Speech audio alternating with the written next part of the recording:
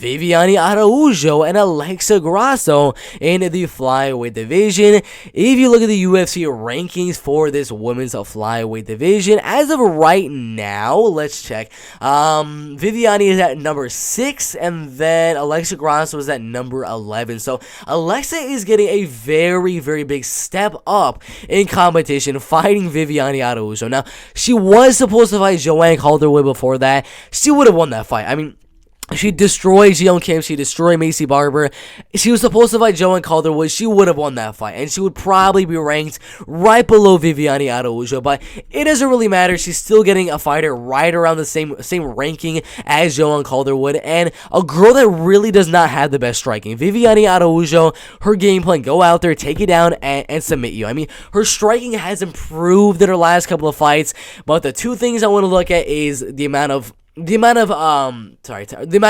the amount of speed that she has in her striking, and the cardio that she has in terms of the striking. Yeah, we know Viviane Araujo could go out there and take down Aleksei Grasso for 3 rounds and just dominate to a decision, but the cardio doesn't really allow her to do that. Even in the fight with Katlyn Chookagian, her cardio was kind of draining towards the end of the second round and into that third round as well. So the cardio factor is definitely there, and that is definitely an advantage for Aleksei Grasso, as well as, of course, Aleksei is going to have the way better striking. She's going to be way younger by 7 years. She's going to be a little bit taller, about the same reach.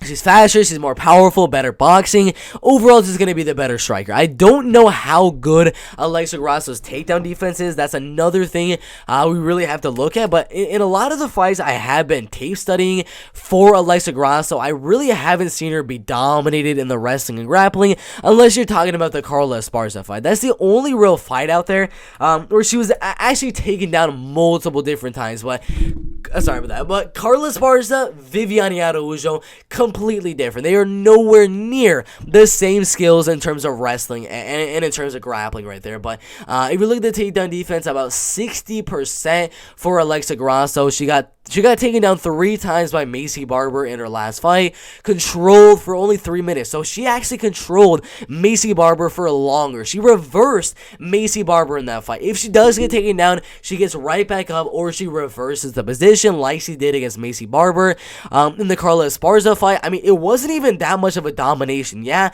she was taken down quite a lot in that fight. Carla did take her down 4 times, had 7 minutes of control time.